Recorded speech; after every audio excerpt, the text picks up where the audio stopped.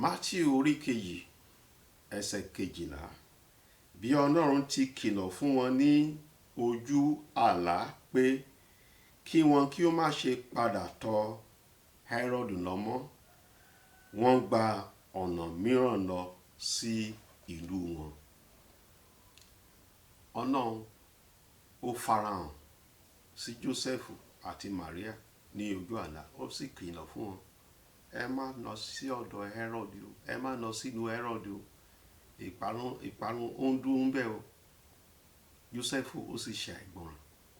Ẹ jẹ́ á wo ẹsẹ̀ yẹn, ẹ jẹ́ á wò fínífíní. Ẹlòmíì á sọ pé ọmọ Ọlọ́run lèmi, Ọlọ́run ló rán mi níṣẹ́, wọ́n á rí ewu, wọ́n á sì kí orí wọn pé ewu. Ẹ wo ẹsẹ̀ yìí, Jésù ọmọ Ọlọ́run ni. Ọlọ́run ó lè ní agbára, ó ní gbogbo agbára. Ṣùgbọ́n Ọlọ́run wá kìlọ̀ wípé ẹ má lọ. Ṣé Ọlọ́run kò lè dáàbò bo Jósẹ́fù àti Màríà àti Jésù ní ìlú Hẹ́rọ́dù ni? Ọlọ́run rí ewu, Ọlọ́run gan sọ pé kán sá fún ewu. Ẹ má kéré, kẹ́nikẹ́ni kó má fi òmùgọ̀ kó ké orí ẹ̀ bọ ewu. Ohun tí ẹ̀mí máa tún fẹ́ ká mọ̀ ni pé Ọlọ́run kìlọ̀, Jósẹ́fù ó sì gbọ́ kìlọ̀. Gbogbo ohun tá a bá ṣe láyé, ẹ̀mí máa ń kìlọ̀ fún wa.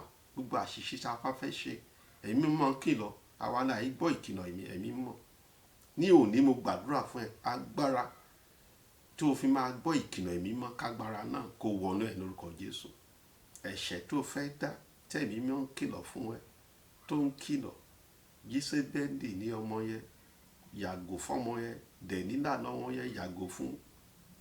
Ẹ̀ṣẹ̀ tó fẹ́ dá, tó fẹ́ tú ìgbéyàwó ẹ ká, ẹ̀mí máa ń kìlọ̀ fún ẹ. Agbára àti gba ìkìlọ̀ ẹ̀mí mọ́ kó wọnú ẹ̀ láyé Jésù lórúkọ Jésù. Owó tó fẹ́ jí tẹ̀mí máa ń kìlọ̀ fún ẹ, tó fẹ́ gbọ́ ìkìlọ̀. Agbára àti gbọ́ ìkìlọ̀ Olúwa, agbára àti gbọ́rọ̀ Olúwa, agbára àti sá fún ẹ̀ṣẹ̀, agbára àti tí ẹ fi máa gbọ́ ìkìlọ̀, táyẹ fi máa gbọ́ ìkìlọ̀ ẹ̀mí mọ́, kágbára náà kó wọ̀ ẹ́ lórúkọ Jésù.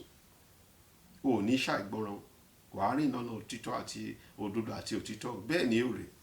Hẹ́rọ́dù ò ní mú ẹ jẹ o. Bẹ́ẹ̀ ni ó rí ní orúkọ Jésù Kristi Olúwa wa. Àmín.